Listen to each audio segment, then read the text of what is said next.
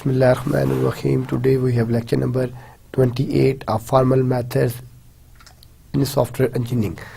In the last lecture we have discussed different industrial examples of software engineering that we are using in our formal methods.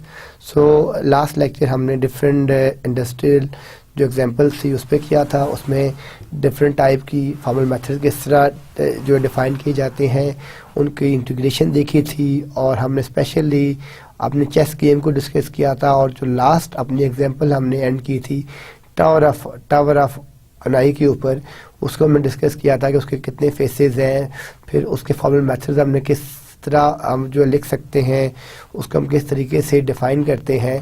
तो last जो हमारा lecture था वो उसके ऊपर था। तो आज इंशाल्लाह ताला हम इसको कंप्लीट करेंगे इस लेक्चर को, कि इसके अंदर हमने डिफरेंट इंडस्ट्रियल एग्जांपल्स देखी हैं और डिफरेंट जितने भी इश्यूज़ हैं जो हम फॉर्मल मेथड्स में यूज़ करते हैं वो सारे के सारे हमने इसमें डिस्कस किए हैं और सारे के सारे हमने स्टडी किए हैं।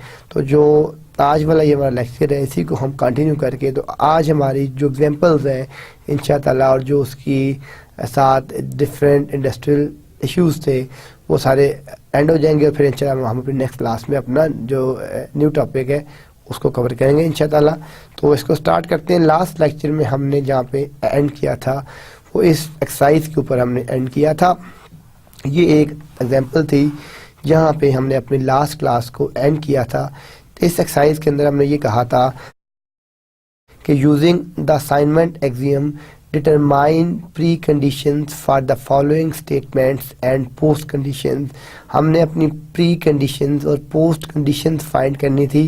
Simplify the pre conditions you obtain. ठीक है, अब हमारे पास ये सर्टेन स्टेटमेंट्स थी और ये उसकी पोस्ट कंडीशंस की उसकी एग्जांपल थी।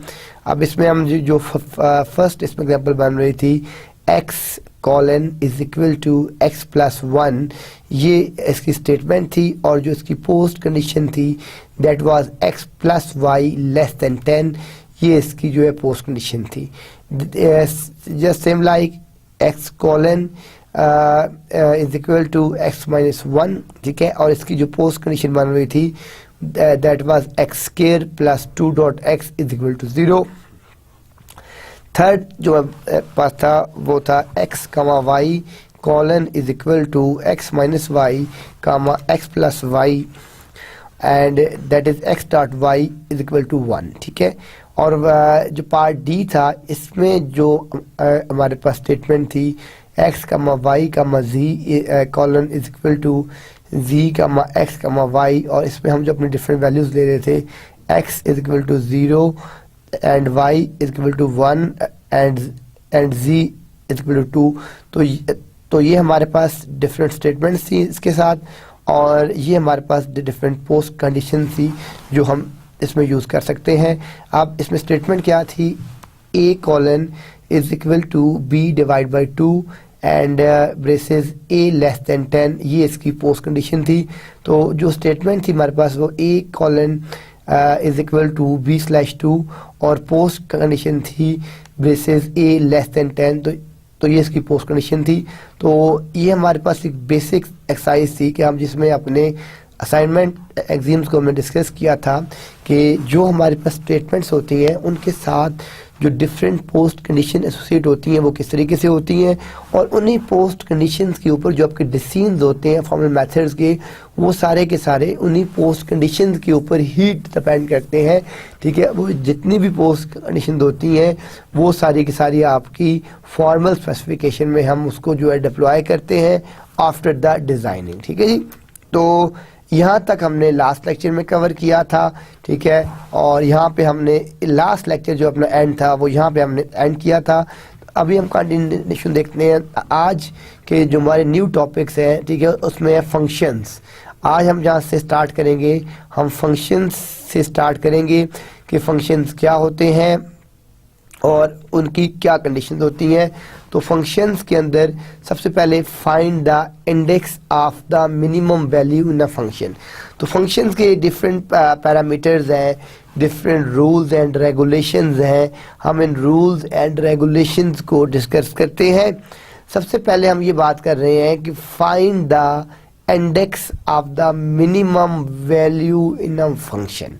कि अगर आपको कोई भी फंक्शन गिवन है तो सबसे पहले आपने क्या करना है, हमने इंडेक्स फाइंड करना है मिनिमम वैल्यू के। उस फंक्शन का जो मिनिमम वैल्यू का इंडेक्स है वो कहाँ पे लाई कर रहा है, उसकी क्या कैटेगरी है, उसकी डिवीजन कहाँ पे हो रही है, वो हम फाइंड करेंगे। Secondly, first write pre and post condition and then proof. ठीक है, हम सबसे पहले अपनी प्री और जो पोस्ट कंडीशंस हैं उन तमाम को राइट डाउन करेंगे, और उन तमाम को राइट डाउन करने के बाद हम उसको प्रूव करते हैं, मैथमेटिकली प्रूव करते हैं कि वो कहाँ कहाँ पे लाई कर रहे हैं, किस तरह लाई कर रहे हैं, और उसकी इंटीग्रेशन क्या है सिस्टम के साथ। ठीक है, कि आपकी जो है प्री कंडीशन कौन सी हैं, आपकी पोस्ट कंडीशन कौन सी हैं, और उनकी सिस्टम के साथ क्या इंटीग्रेशन है, हम उनको सिस्टम के साथ किस तरीके से इंटीग्रेट कर सकते हैं वो देखते हैं। Then you need to pass the size of the array to function। जब आपने ये सिलेक्शन कर ली कि आपकी जो है प्री कंडीशन कौन सी है, आपकी पोस्ट कंडीशन कौन सी है, फिर हम इसको मैथमेटिकल प्रूव करते हैं। और वो जो हमारे पास मैथमेटिकल प्रूव है जिसमें हम अपनी प्री कंडीशन भी लेते हैं, पोस्ट कंडीशन भी लेते हैं, और उनको आपस में इंटीग्रेट भी करते हैं, उनको लिंक भी करते हैं, वो सारे हम देखते हैं इसमें वन बाय वन। तो फर्स्ट जो हमारे पास इसमें स्टेप आ रहा है कि you need to pass the size of the array to function, कि हमें उस अपनी अरे का साइज डिफाइन करना है जहाँ से हमने अपने डिफरेंट फंक्शंस को पास इन करना है, पास आउट करना है। और any conditions on the input, देखिए जब हम अपनी फंक्शंस की इनपुट लेते हैं या डाटा की इनपुट लेते हैं तो वो रॉ डाटा होता है, अब उसमें हम अपनी सर्टेन कंडीशन यूज़ कर सकते हैं। तो यहाँ पे यही इसमें देखना है कि क्या हम अपने डाटा के ऊपर कंडीशन जो है वो यूज़ करेंगे कि नहीं करेंगे, अगर करेंगे तो किस लेवल पे करेंगे, नहीं करेंगे तो किस लेवल पे नहीं करेंगे। ये जितनी भी चीज़ें हैं ये सारी की सारी हम डिस्कस करते हैं अपनी इनपुट की कंडीशन के ऊपर, इनपुट की कंडीशन किस तरह की है।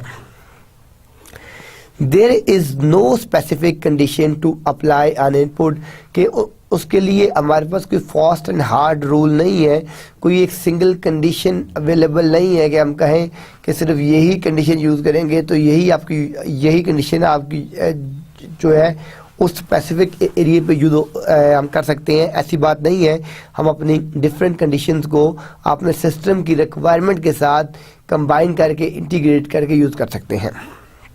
That's why we were saying that there is no specific condition to apply on the input। ठीक है, जितने भी इनपुट्स हैं उस पर कोई स्पेसिफिक कंडीशन डिफाइन नहीं है कि जो हमने लाजमी ही उस पर जाके अपने सिस्टम पे जो है डिप्लॉय करना है।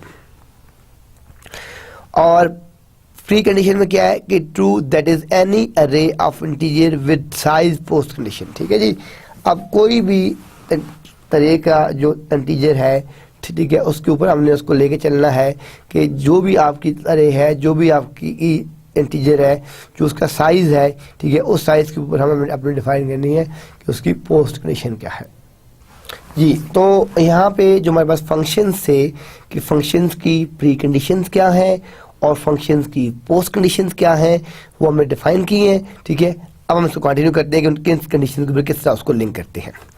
अब फंक्शन में आप देखें कि यहाँ पे जो अब फंक्शन है, ये एक फंक्शन है मिन, इसका नाम है मिनिमम।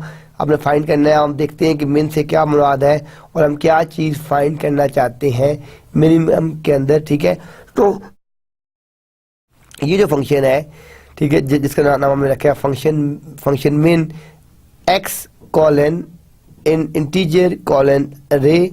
अब ये फंक्शन आपका जब भी चलेगा ये क्या चीज़ आपको रिटर्न कर रहा है, ये इंटीजर रिटर्न कर रहा है। ठीक है, अब वो इंटीजर क्या है, किस टाइप का है, कहाँ से आएगा, किस तरह आएगा, वो आपका काम नहीं है। ठीक है, आपका काम है फंक्शन डिज़ाइन करना। ठीक है ना, तो यहाँ पे जो आपकी इस वैल्यू में जो आपकी रिटर्न वैल्यू है वो आपकी इंटीजर है। ठीक है जी, अब यहाँ पे जो प्री कंडीशंस हैं हम उसको क्या कह रहे हैं कि हम उसको ट्रू कर रहे हैं कि जो भी आपकी ठीक है 1 2 3 4 5 जो भी आपकी प्री कंडीशंस हैं वो कंडीशन कौन सी हैं, हम उन कंडीशंस को यहाँ पे जो है ट्रू कर रहे हैं।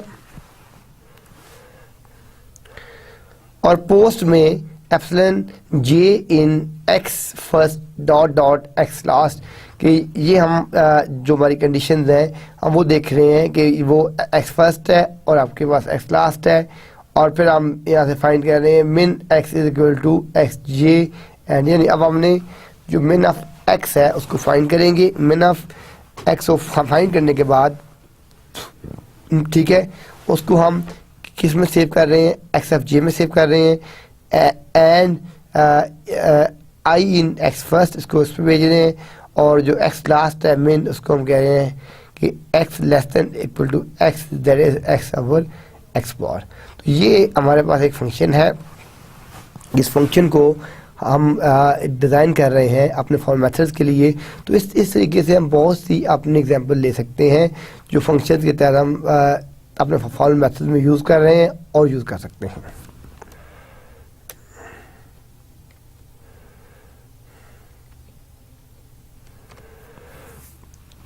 अब यहाँ पे आपके पास कुछ क्यूरीज हैं कि क्यूरीज क्या है कि you need to specify that what would happen to the input array any changes after function execution. यानी फर्स्ट जो हमारे पास जो स्टेटमेंट है या जो हम ये कह सकते हैं कि जो हमारे पास यहाँ पे प्रॉब्लम बन रहा है वो प्रॉब्लम ये बन रहा है कि हम ये बात कर रहे हैं कि you need to specify that would happen what would happen to the input array any change after function execution। अब आपके पास अगर फंक्शन की एग्जीक्यूशन में कोई चेंज आती है तो आपकी जो इनपुट अरे है वो किस टाइप की होगी और वो किस तरीके से बिहेव करेगी। ठीक है, यहाँ हम बात कर रहे हैं the returning value will be the small all but also. यानी अब ये देखें तो यहाँ पे जो एक मजीद कंसेप्ट आ रहा है, हम क्या बात कर रहे हैं कि the returning value with the small among all but also, यानी वो तो वैल्यू तो आपकी स्मॉल आएगी लेकिन उसके साथ कुछ कंडीशन एसोसिएट कर देगी। वो कंडीशन कौन सी डिस्कस करते हैं। The return value exist in the given set, यानी अब आपके पास जो भी रिटर्न वैल्यू है वो एग्जिस्ट करती है आपके गिवन सेट के अंदर। और क्वेश्चन क्या है, if any of the specification component missing, then अगर कोई भी कंपोनेंट मिस कर रहा है, ठीक है, तो हम उसके ऊपर ये फंक्शन जो है वो अपना डिज़ाइन कर सकते हैं और उस फंक्शन को हम उसके ऊपर डिप्लॉय कर सकते हैं। तो ये हमारे पास कुछ कंडीशन थी जो टेस्ट और प्री कंडीशन थी, उसको वैलिडेट करने के लिए, उसको वेरीफाई करने के लिए कि हम उसको वेरीफाई कर सकते हैं कि उसको वैलिडेट नहीं कर सकते।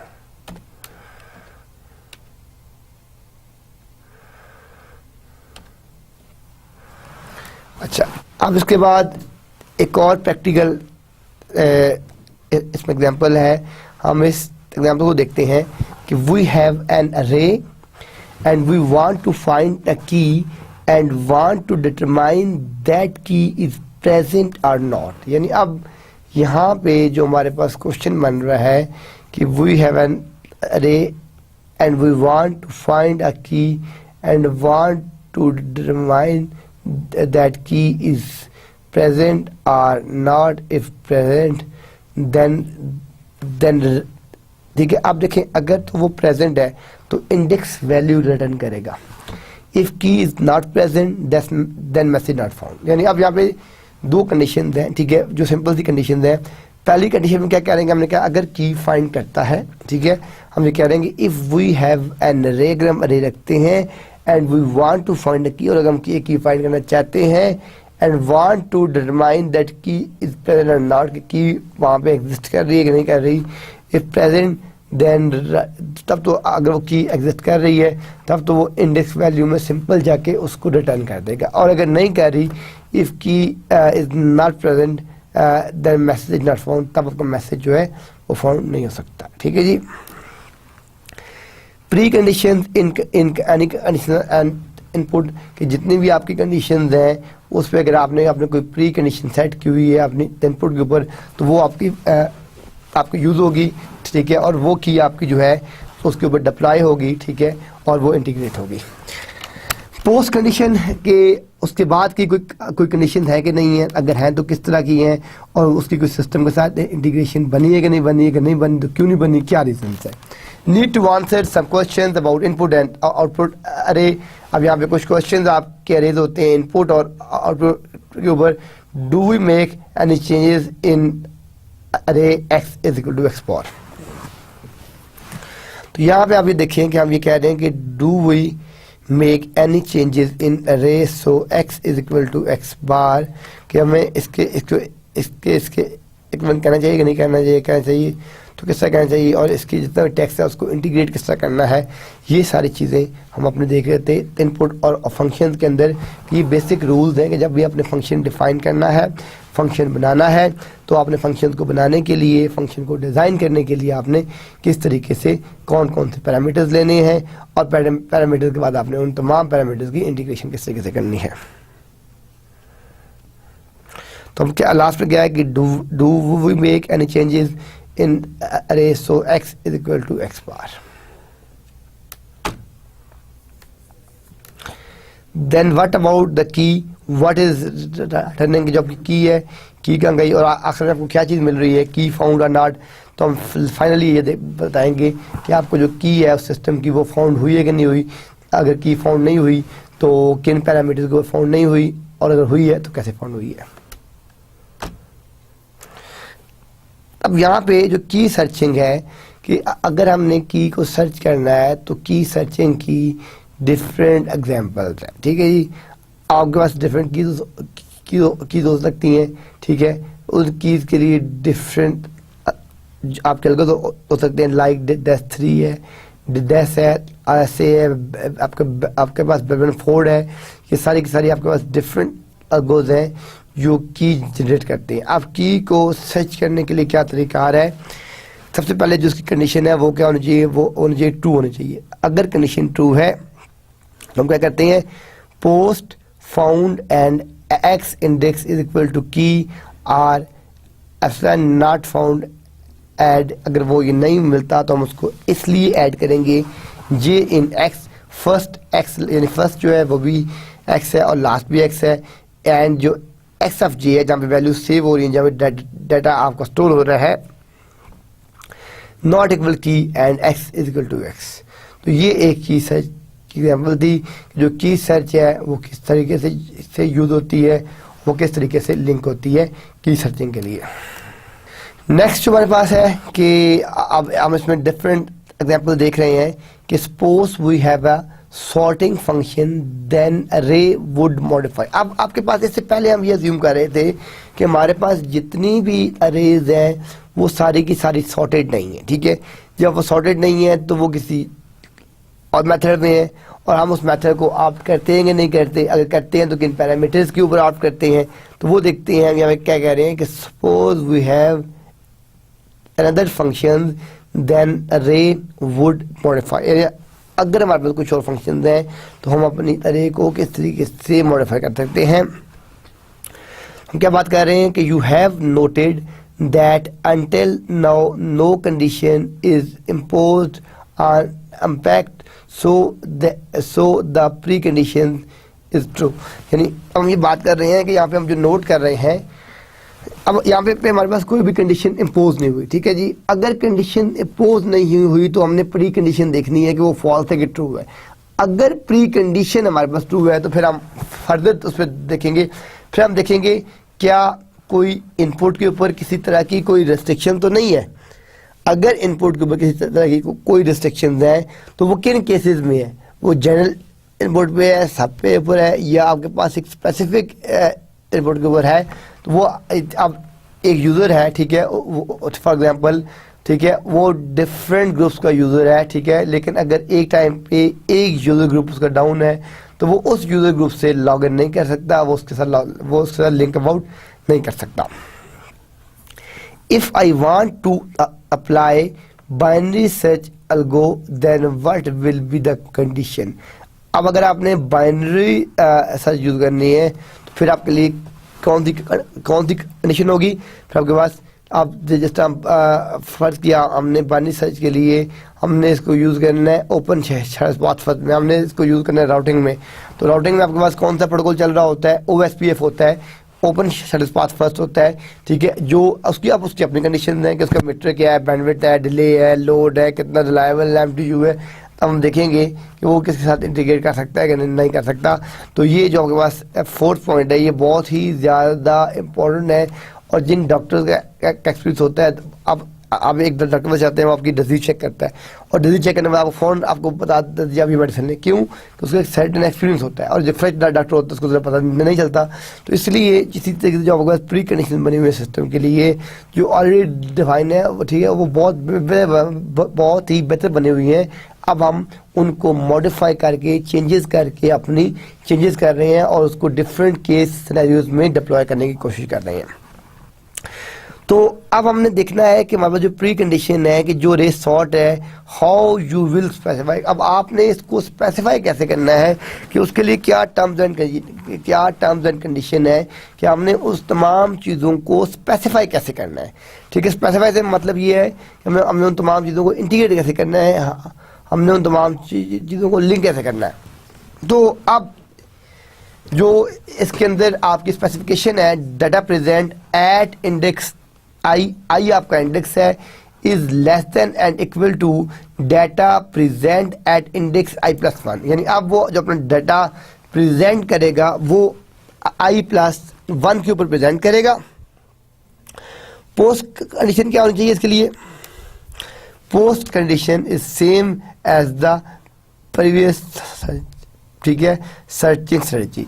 अब यानी जो भी आपने इससे पहले वाली हमने लास्ट वाली एग्जांपल की है, जो हमने सर्चिंग टेक्नोलॉजी के ऊपर सर्चिंग उस पर स्ट्रेटजी लगाई है, वही टेक्निक हम यहाँ पे यूज करेंगे। अब बाइनरी सर्च के डिफरेंट फंक्शंस हैं, ठीक है।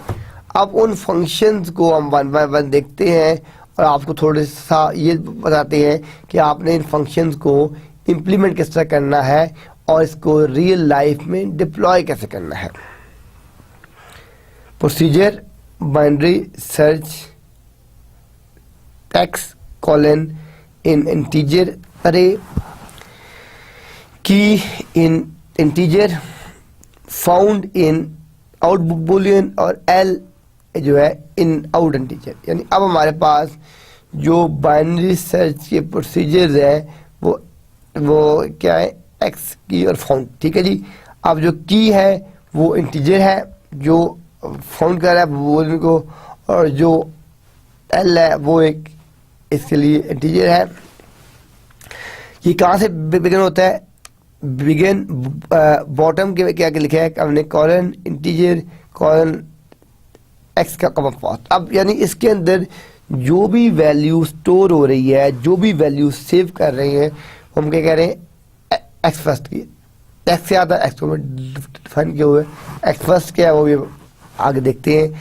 और टॉप में एक इसी तरह एक और टीजर है जिसमें हम एक्स कामा लास्ट कह रहे हैं, जहाँ पे हमने अपने लास्ट डाटा टाइप को देख रहे हैं कि वो कहाँ सेव है, और फिर इन दोनों का हम कर रहे हैं मिड।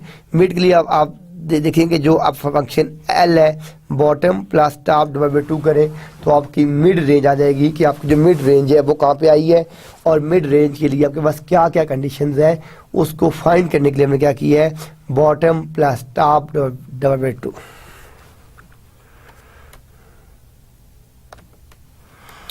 अब बाइनरी सर्च के जो फंक्शंस हैं जो हमने यूज़ करने हैं, और जिस तरह मैंने आपको जो है वो भी आज अभी ये बताया कि हमने इन सर्चिंग को डिस्कस करके इंटीग्रेट किस तरह किया फंक्शन के साथ, ठीक है। अब हमारे पास बहुत से मॉडल्स हैं, वो जितने भी मॉडल्स हैं वो सारे के सारे हमने चूज़ करने हैं पैरामीटर्स के ऊपर।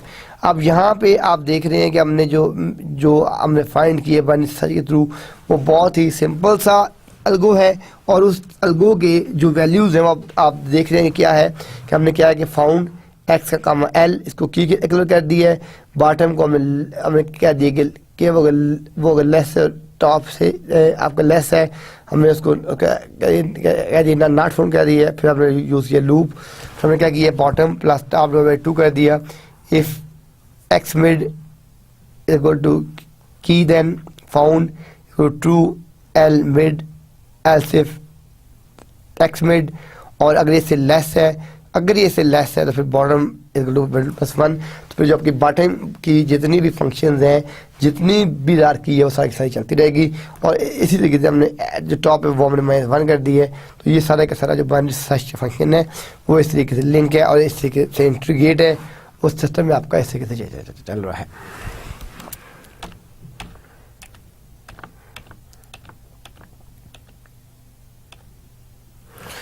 अब यहाँ पे हमारे पास डिफरेंट कंडीशंस हैं और डिफरेंट रूल्स हैं। हम जिन रूल्स को अब स्टडी करने लगे हैं, सबसे पहला हमने क्या बात की है कि हम कहते हैं कि look at the program, find the invariant condition, कि जैसा भी आपका इनपुट डाटा है, जिस तरह का भी आपका डाटा है, सबसे पहले हम क्या कहते हैं कि हम अपनी जो हमारा प्रोग्राम है हम उसमें फाइंड करना चाहते हैं invariant conditions.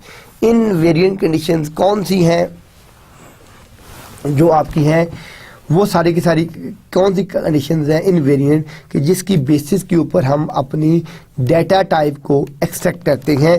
The invariant condition is somehow look like post condition, यानी आप यहाँ पे आप ये रूल याद रखें कि जो इन कंडीशंस हैं वो is some look like post condition, कि जो आपकी पोस्ट कंडीशंस हैं वो उसके साथ आपकी कुछ मिलती जुलती हैं। अब जो आपकी पोस्ट कंडीशंस हैं, पोस्ट कंडीशन कौन कौन सी हैं आपकी, कि जिसकी वजह से आपका जो आपका डाटा है वो आप उस डाटे को मूव कर रहे हैं, आप उस डाटे को सेंड कर रहे हैं, ठीक है, वो आपकी सारी की सारी पोस्ट कंडीशंस हैं।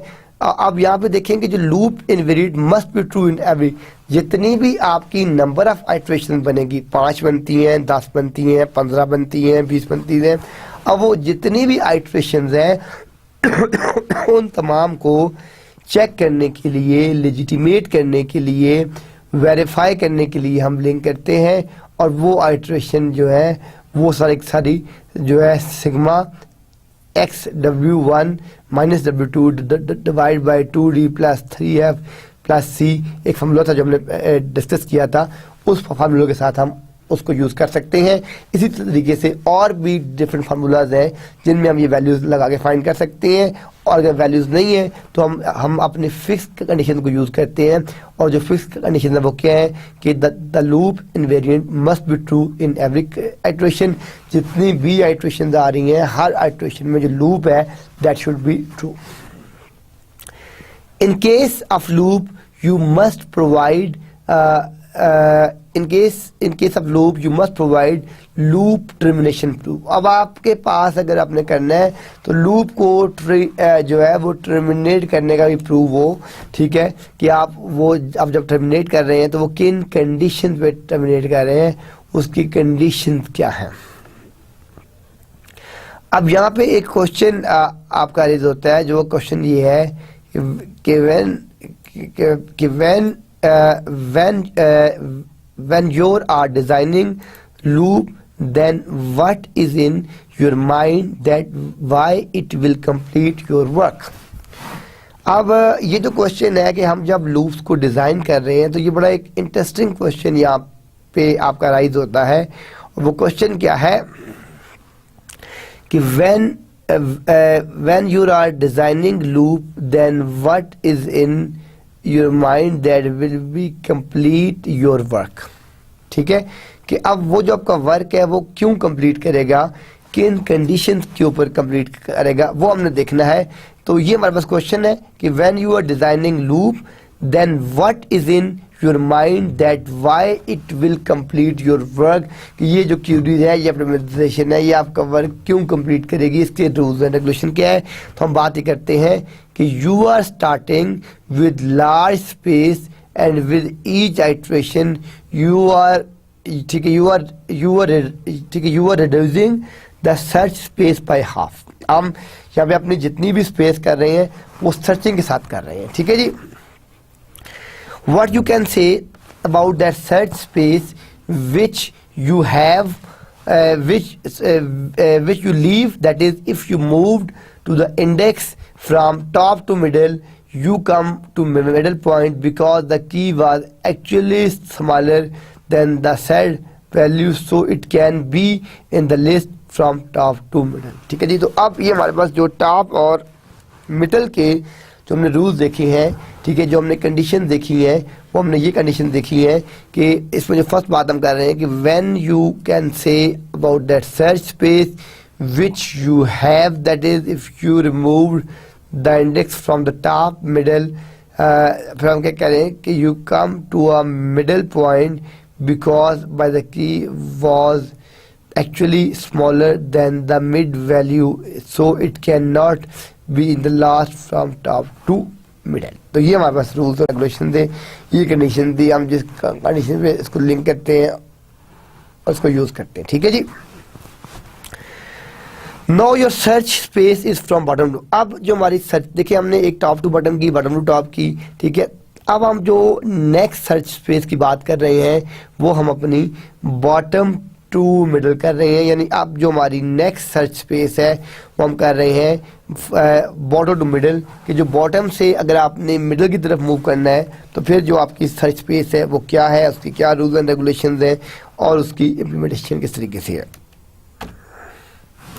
और लास्ट में हम ये कह सकते हैं कि what you can say about the post condition. अभी तो मैं सारी की सारी प्री कंडीशन डिफाइन किए, अभी हम देखते हैं कि पोस्ट कंडीशन क्या थी और पोस्ट कंडीशन के रूल्स एंड रेगुलेशंस क्या थे और हम उनको किस तरीके से इंटीग्रेट कर सकते हैं कि नहीं कर सकते, किन रूल्स के तहत हम उनको आपस में लिंक कर सकते हैं, वो भी हम डिस्कस करते हैं। If key is not present then you your bottom and top will cross each other. अब ये देखें कि अगर हमें की नहीं मिलती, पूरे सिस्टम को हमने डिज़ाइन कर ली है, ठीक है, और उसमें अगर हमें की नहीं मिलती तो हम क्या कह रहे हैं कि if key is not present then you your bottom and top will cross each other, कि वो दोनों एक दूसरे को जो क्रॉस कर जाएंगे और वहाँ पे आपका सिंगल पॉइंट जंक्शन बन जाएगा, उसको जंक्शन पॉइंट कहते हैं। नेक्स्ट हमारे पास जो है one part of post condition is that found is not true and key is not present in the entire range। अब जो हमारे पास नेक्स्ट चीज आ रही है वो हम क्या कह रहे हैं कि one part of post condition is that found is not true and key is not present in the entire range. यानी अब जो हमारे पास नेक्स्ट रूल बन रहा है या जो कंडीशन बन रही है वो कंडीशन क्या कह रही है, ठीक है, उस कंडीशन में हम क्या बात कर रहे हैं, हम ये कह रहे हैं कि one part of post condition अगर फाउंड नहीं होता, true and key is not present in the entire range, तो यहाँ पे हम अब अपना कंसेप्ट डिस्कस करेंगे लूप इनवेरिएंट का। If key is not present then in every iteration when loop start and when loop termination, ठीक है। अब हम जब भी अपने लूप वेरिएंट्स बनाएंगे, अपनी कंडीशंस डिफाइन करेंगे, तो हम क्या बात करते हैं, हम यहाँ पे ये बात कर रहे हैं कि लूप इनवेरिएंट में if key is not present then every iteration, ठीक है, और when loop is start and when loop terminate the key is not found and the condition is true. तो ये वो पैरामीटर्स हैं जी हम जिसके ऊपर अपनी कंडीशन बनाते हैं, हम अपनी कंडीशन डिफाइन करते हैं और उसको लिंक करते हैं। यहाँ पे जो हमारे पास सेकंड कंडीशन थी, सेकंड कंडीशन क्या है कि द की इज फाउंड, की इज प्रेजेंट। अब यहाँ पे आपको अगर की मिल गई है तो की आपने कहाँ फाउंड की है, वो आपने इंडेक्स वैल्यू पे फाउंड की है कि ये आपका इंडेक्स है और यहाँ पे आपने इसको फाउंड किया है। अब ये जितनी भी चीजें हैं, अब जो मैथमेटिकल प्रूव है, ठीक है, वो तो हम कर लेते हैं, लेकिन जो लॉजिकल प्रूव है इट नॉट नेसेसरी कि वी ऑलवेज डू, ठीक है, कि वो हमेशा हम कर सकते हों। उसमें कुछ हमारे पास आपकी एजम्पशंस होती हैं, हम उन एजम्पशन की बेस के ऊपर उसको सॉल्व करते हैं। तो यहाँ पे हम यही बात कर रहे हैं कि जो हमारे पास sometime prove is not easy and incorrect, कि समटाइम जो आपके पास प्रूव है, ठीक है, वो इजी भी नहीं है, ठीक है, और दूसरा वो इनकरेक्ट भी नहीं है, ठीक है। इफ यू हैव, अब हम बात करते हैं अपनी, वापस आते हैं अपनी फॉर्मल स्पेसिफिकेशन की तरफ। हम कहते हैं कि if you have formal specification could you generate the program from that specification.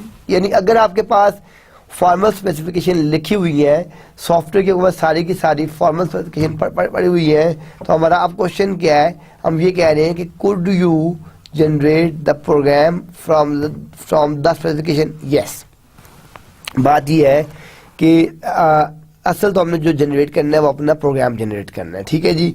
और हम यहाँ पे अपनी यही बात कर रहे हैं कि if you have formal specification could you generate to the program from that specification, ठीक है जी। आपके पास जो भी स्पेसिफिकेशन आई थी, क्या आप उस स्पेसिफिकेशन से अपना प्रोग्राम जो है वो जनरेट कर सकते हैं, ठीक है।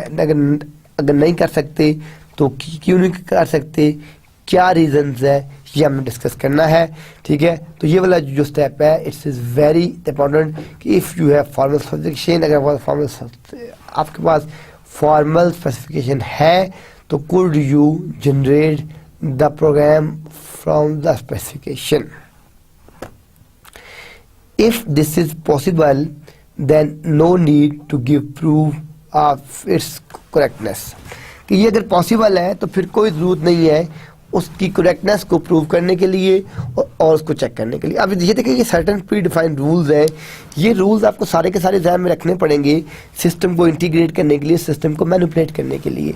इन दिस केस अब आप हम क्या यूज़ करते हैं, यहाँ पे हम अपना यूज़ कर रहे हैं असाइनमेंट एक्सिम यूज़ कर रहे हैं। हम पढ़ चुके हैं कि असाइनमेंट एक्सिम के क्या नीड्स हैं, क्या बेस है, और आपने उसको किस तरीके से कैसे कवर करना है और किस फेज में उसको कैसे डिप्लॉय करना है। In this case, assignment axiom is simple. What about if and loop statement? यानी अभी आप ये देखें कि जो इसमें आपके पास असाइनमेंट एग्जीम है वो तो बहुत ईजी है, उसको इम्प्लीमेंट भी करना, उसको डिप्लॉय भी करना, उसको डिज़ाइन भी करना। लेकिन इफ़ और लूप स्टेटमेंट आपको सिंपल नहीं है, वो बहुत कम्प्लेक्स है। उससे हमारे जितने भी कोडिंग सिस्टम्स हैं उनमें बार बार हम उसको यूज़ करते हैं, तो उसको इम्प्लीमेंट करने के लिए क्या रूल्स होंगे, क्या रेगुलेशन होंगे, और क्या उसको हमने किस तरह उसको लिंक करना है। नेक्स्ट जो हमारा टॉपिक है वो टॉपिक है प्रोग्राम कंस्ट्रक्शन का। अब आपने अपना जो प्रोग्राम है वो किस तरीके से कंस्ट्रक्ट करना है, और उसको कंस्ट्रक्ट करने के लिए हमारे पास क्या क्या रूल्स हैं, क्या क्या रेगुलेशंस हैं, क्या क्या स्टेप्स हैं कि जिनसे हम अपने प्रोग्राम को कंस्ट्रक्ट कर सकते हैं और उसकी कंस्ट्रक्शन के साथ उसकी इंटीग्रेशन भी कर सकते हैं। तो वो हम देखते हैं। डिक्स्ट्रा गॉडेड कमांड, ठीक है, कि ये जो आपके पास डिक्स्ट्रा, हमने लास्ट टाइम कहा था कि ये एक आदमी का नाम है और इसने एक बहुत पॉपुलर को डिज़ाइन किया था जिसका नाम OSPF है, ओपन शॉर्टेस्ट पाथ फर्स्ट। और इंटरनेट के ऊपर जितनी भी कम्युनिकेशन होती है वो सारी की सारी वो जो है वो आपकी OSPF यूज़ हो रहा है। तो अब यहाँ पे हम ये बात कर रहे हैं कि जो हमारे पास डिक्स्ट्रा की कमांड है, it is like a conditional statement. ये भी हमारे पास एक कंडीशनल स्टेटमेंट्स है, then certain predefined rules है। यहाँ पे हम क्या कहते हैं कि जो आपके पास कंडीशन आपका गॉड है, if guard is true we execute the statement.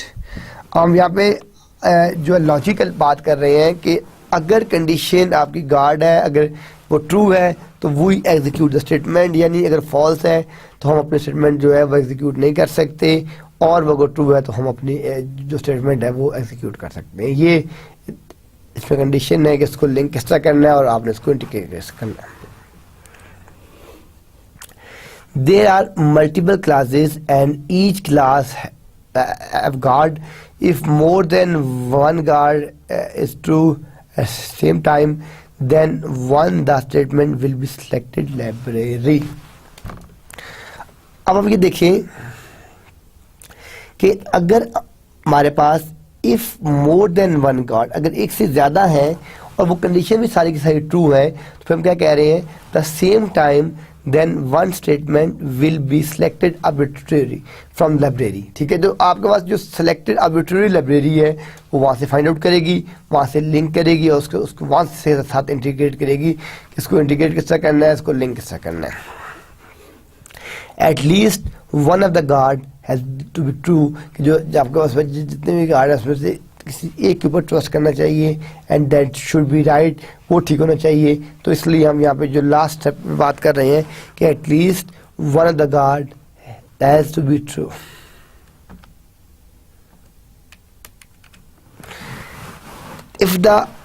If none of the guard is true, in that case it is an error. अब यहाँ पे एक और कंडीशन आ गई है, और वो कंडीशन क्या है, हम ये बात कर रहे हैं if none of the guard is true, कोई भी उसमें ट्रू नहीं है तो that case is an error. तो आपको जो केस है वो एक एरर जनरेट कर सकता है रैंडमली, और वो एरर आपके पूरे प्रोग्राम के अंदर भी जो पूरे प्रोग्राम के अंदर भी फ्लक्चुएट कर सकता है, और किसी एक स्पेसिफिक फंक्शन के अंदर भी जो है लिंक कर सकता है या फ्लक्चुएट कर सकता है। तो हम यहाँ पे जो ये हमारे पास लास्ट स्टेप था जो कि if none of the guard is true, कोई भी नहीं है, in that case it is error. तब आपका एक एरर जनरेट हो सकता है, एक आपका कंडीशनल एरर जनरेट हो सकता है, और वो हम उसको जो लिंक कर सकते हैं।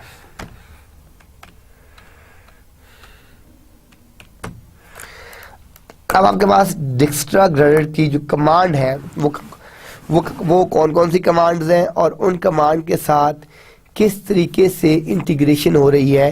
हम कहते हैं इफ़ C1 गोज S1 के, अगर आपके पास C1 है और वो आपका S1 के फंक्शन के साथ लिंक है। सेकंड, C2 गोज S2 और C3 गोज S3। ये हमारे पास तीन कंडीशंस हैं कि जो C1 है वो S1 के साथ लिंक है, जो C2 है वो S2 के साथ लिंक है, और जो C3 है वो आपके पास S3 के साथ लिंक है। ठीक है जी। तो ये तीन जो कंडीशंस हैं S1, S2, S3, इन तीनों की जो कंडीशंस हैं ये ऑलरेडी डिफाइंड है, ये ऑलरेडी एग्जीक्यूटेबल हैं।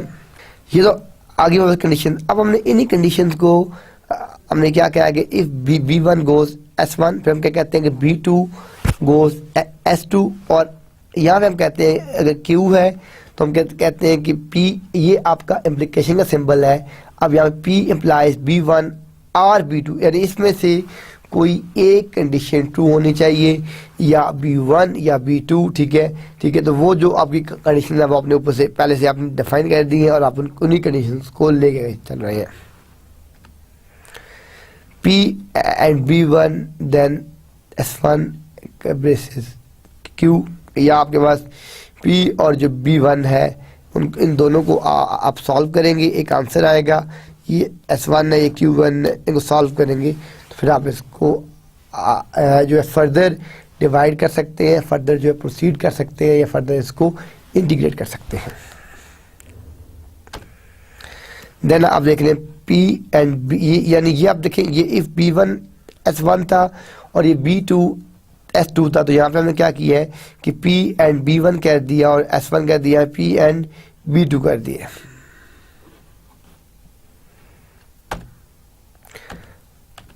अब हम अपनी कंडीशनल जो स्टेटमेंट्स हैं उनको ड्रॉ करते हैं, जिसके हमारे पास 3 स्टेप्स हैं।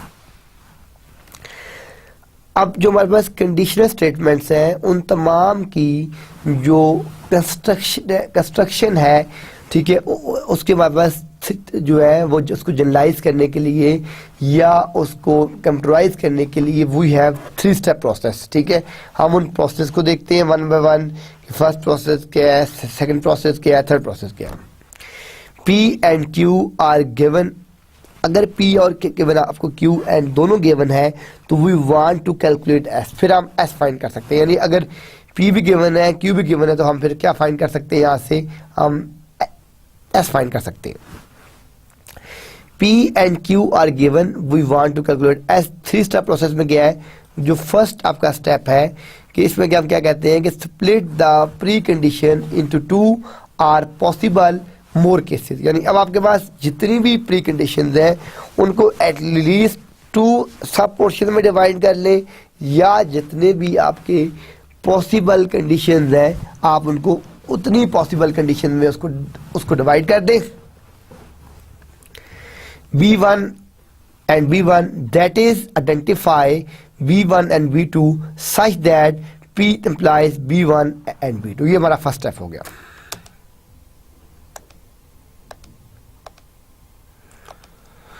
सेकेंड स्टेप में क्या है कि जो इसका सेकेंड स्टेप है हम उसमें क्या कर रहे हैं कि construct a program statement S1 that guarantees termination in a state satisfying Q given the precondition।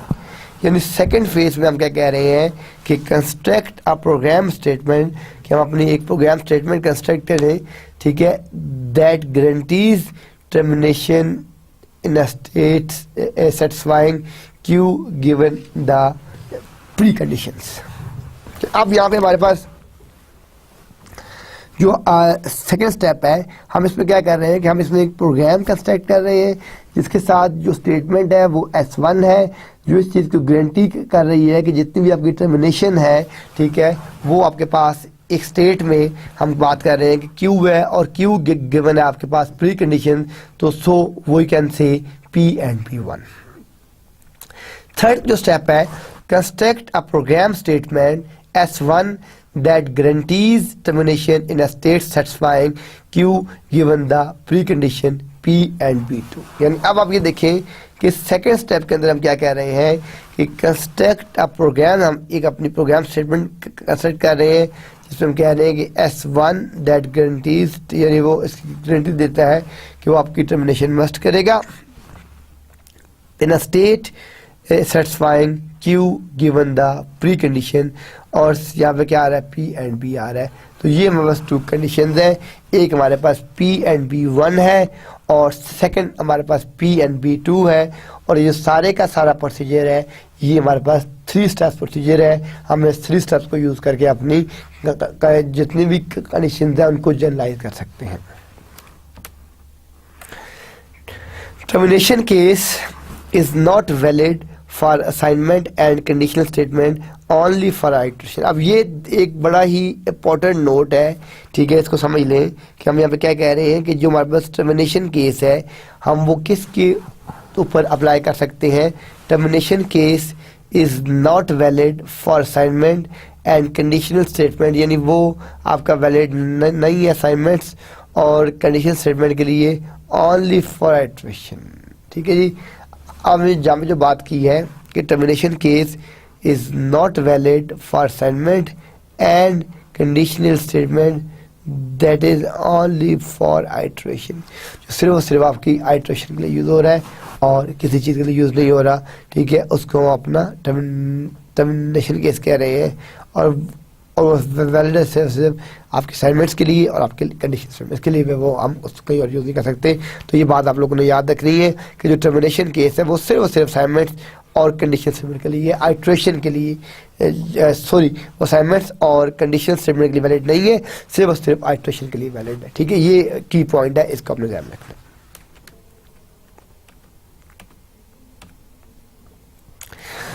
Next आपके पास जो कंसेप्ट है वो है आपके आउटपुट वेरिएबल्स के। अब हम देखते हैं कि आपको जो डिफरेंट आउटपुट वेरिएबल्स हैं उसकी क्या वैल्यूज, हम कहते हैं कि true S braces I equal to J for S colon I colon equal to J और J is equal to I। ठीक है जी, यहाँ से हम क्या चीज़ फाइंड कर रहे हैं कि which one is input and which one is output, यानी अब यहाँ से हमने ये वेरीफाई करना है कि इसमें से इनपुट और आउटपुट वेरिएबल्स कौन से हैं। ठीक है, if I is the output variable then I is equal to J। अगर I हम ये कहते हैं कि वो एक आउटपुट वेरिएबल है, फिर हम कहते हैं कि I is equal to J। अगर I इनपुट वेरिएबल नहीं है, ठीक है, और ठीक है, तो फिर I is equal to J भी नहीं होगा। यानी ये जो कंडीशन है कि अगर I आउटपुट वेरिएबल है तो फिर I is equal to J, वरना ऐसा नहीं है। देन आपके पास जो गूस्ट वेरिएबल्स हैं, गूस्ट वेरिएबल्स क्या होते हैं और इनको हम किस तरीके से यूज़ करते हैं और इसकी इम्प्लीमेंटेशन क्या वो देखते हैं।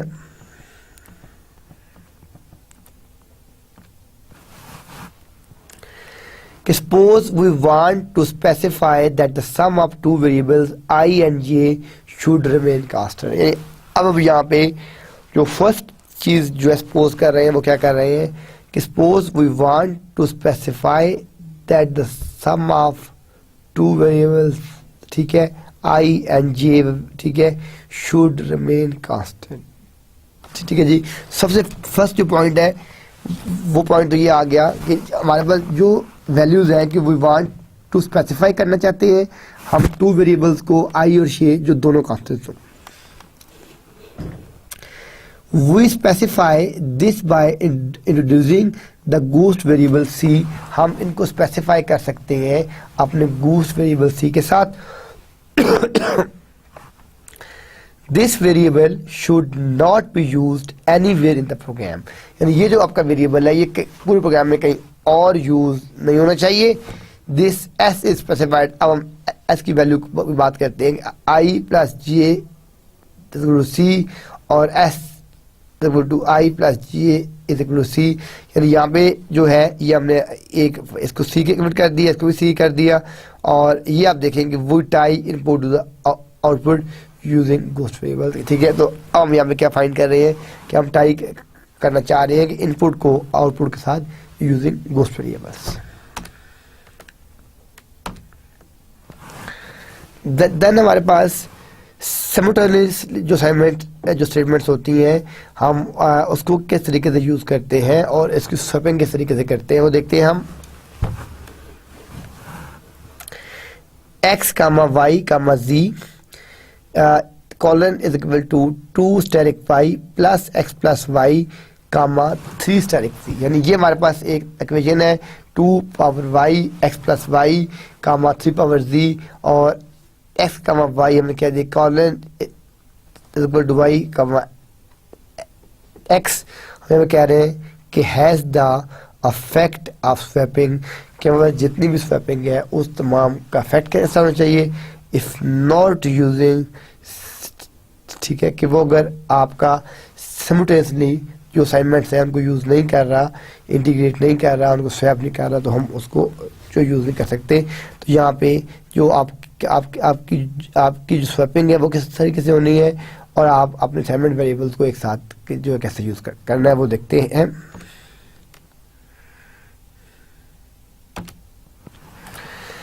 और लास्ट हमारे पास जो है आज के लेक्चर का जो लास्ट टॉपिक है वो है जी स्पेसिफिकेशन, उसका स्ट्रक्चर और उसका स्कीमा। तो ये हमने थोड़ी सी पहले भी डिस्कस की थी लेकिन इसमें कुछ चीज़ें रह गई थी। ठीक है, तो वो हम आज वाले भी लेक्चर में इंशाल्लाह कवर करेंगे। तो फर्स्ट क्या है कि ये आपके पास एक न्यू टेक्निक है मॉडल बेस, यानी इसके अंदर जितनी भी आपकी स्पेसिफिकेशन है वो सारी की सारी मॉडल बेस है। Previously specification method and algebraic specific method, यानी ये इसमें आपके पास जितने भी मेथड यूज़ हो रहे हैं, ठीक है, वो सारे के सारे आपके अलजेब्रिक हैं और वो सारे के सारे आपके स्पेसिफाई हैं। रूट्स ओरिजिनेट फ्रॉम होरेज लॉजिक, यानी इसकी जितनी भी लॉजिक जनरेट होती है वो होरेज लॉजिक से जनरेट हो रही है। वो use the concept of state and space concept. ठीक है, अब इसमें स्टेट क्या है और इसमें स्पेस क्या है, यानी हम इसमें जो यूज़ करते हैं वो स्टेट और स्पेस यूज़ करते हैं। तो अब इसमें स्टेट और स्पेस क्या है, जो स्टेट है, ठीक है, state of any problem is the type और number of variable less than program variable. यानी अब यहाँ पे जो हमारे पास वेरिएबल्स हैं, ठीक है, ये जितनी भी वैल्यूज हैं वो कौन कौन सी हैं। State of any problem is the type और number of variable this problem have. इसमें हम अपने तीन बात करते हैं कि वी हैव, ठीक है, इसमें हमारे पास we have 3 variables A B and C. ये तीनों आपके 3 वेरिएबल्स हैं स्टेट्स के। अब इसमें स्पेस क्या है, all possible values these variables है, यानी जो आपकी स्पेस है, ठीक है, वो जितनी भी पॉसिबल वैल्यूज हैं वो सारे के सारे आपके वेरिएबल्स आपके होने चाहिए। तो ये हमारे पास एक स्टेट थी और एक हमारे पास थी space.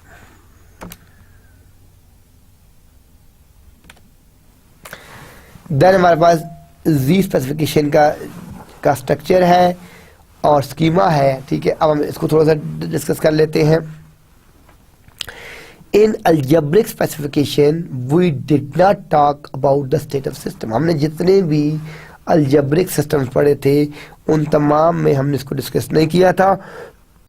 We only talk about the external behavior, that is, these are the publicly interfaces to the system, and when we send a message to these interfaces that how the system will behave. जब message send करेंगे system का behaviour क्या होगा, in terms of expected outcome, कि जो उसका expected जो उसका रिजल्ट है उसके अंदर, to algebraic specification did not talk about the internal state of system, कि जो आपकी अलजेब्रिक है वो आपके सिस्टम की इंटरनल स्टेट्स को जो है उस पर वो डिपेंड नहीं करता, नंबर वन। सेकंड क्या है कि जो आपकी स्टेट बेस है, कि जो आपकी स्टेट बेस स्पेसिफिकेशन है, टेक डिफरेंट अप्रोच, यानी वो जितनी भी आपकी स्टेट बेस है वो डिफरेंट अप्रोचेस लेती है, and they do talk about the internal state of the system. So when certain operation is performed, they tell you what are the internal changes to the system, that how the state of the system is defined, and in response to a message or an operation performed on that entity for which we are defining the state, how does this operation change the state of the entity. तो ये वो procedures हैं, ये वो rules हैं जिसकी वजह से आपकी डिफरेंट स्टेट जो है वो चेंजेस होती हैं और वो आपकी किस तरह इंटीग्रेट होती है।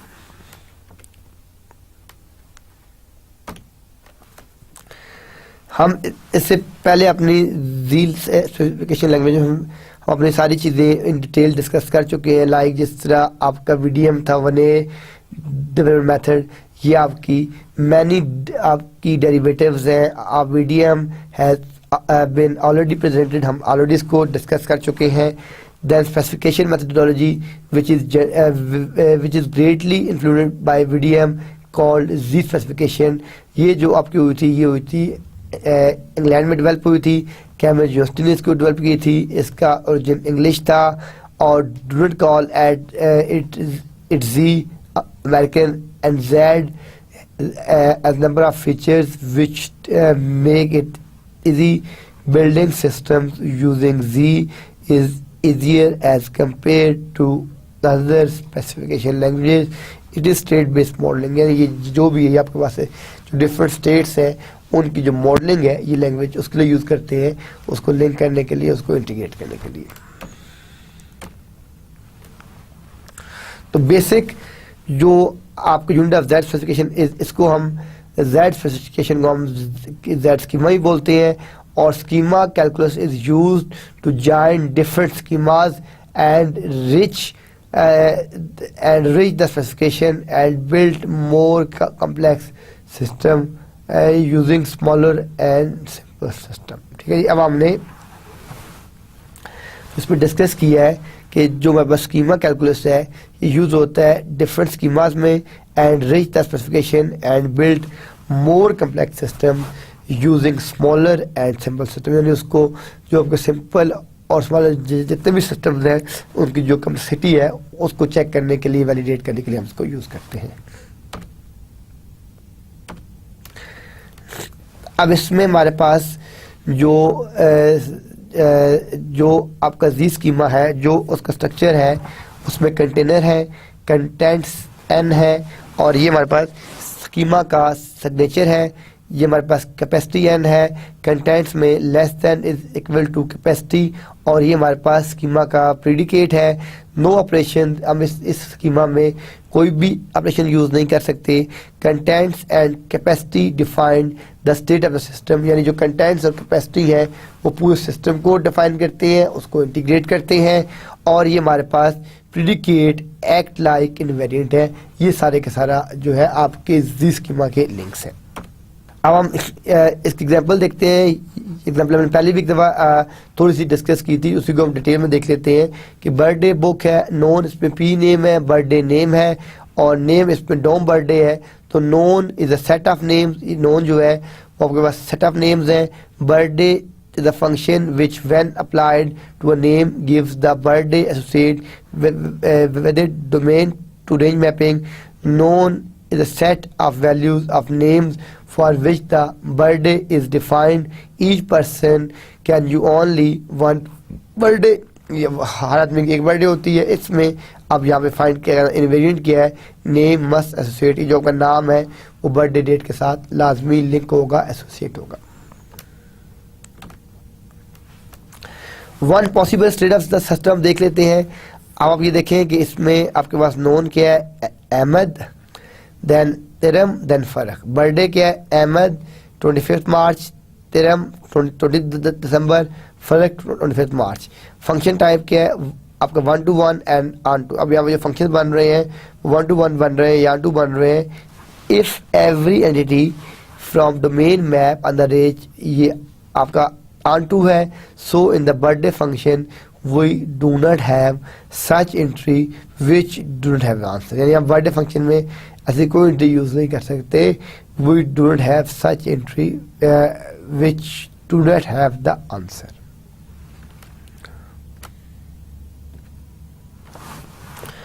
तो लास्ट में हमारे पास स्ट्रक्चर ऑफ जेड स्कीमा है। तो जेड स्कीमा में हमने यही बात की है कि birthday book, known P name, birthday name, known dom birthday, ठीक है, ये सेट ऑफ नेम्स हैं।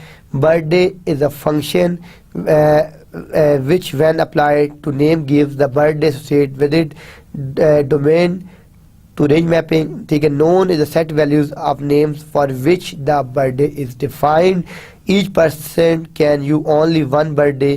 Invariant क्या है इसमें, name must associate with the birthday, वो उसके साथ आपका लिंक करता है। ये वही एग्जांपल है कि अगर आप यहाँ पे देखें ये वाली जो आपकी स्लाइड है इसी को हमने इसके साथ यानी यहाँ डेट्स दे के हमने इसको यहाँ पे इसको लिंक किया है। तो ये था हमारा आज का लेक्चर कि इसमें हमने जो इससे लास्ट 2 लेक्चर्स थे उसमें हमने डिफरेंट अपने चेस गेम, अपने टावर ऑफ नाई, अपने डिफरेंट गेम, 3D गेम, हमने इसमें सारी टेक्निक्स और मेथड्स देखे हैं कि फॉर्मल मेथड जो है इंडस्ट्री में किस तरह यूज़ होते हैं, उनके लिए फॉर्मल मेथड्स किस तरह उसके रूल्स क्या हैं, उसके रेगुलेशंस क्या हैं। हम इंडस्ट्री लैंग्वेज के लिए डिफरेंट गेम्स के लिए अपने फॉर्मल मेथड किस तरीके से राइट डाउन कर सकते हैं और उसको किस तरीके से सिस्टम के साथ इंटीग्रेट कर सकते हैं। इंशाल्लाह ताला हम अपनी नेक्स्ट क्लास में अपना नेक्स्ट चैप्टर जो कवर करेंगे। तब तक के लिए अल्लाह हाफिज़।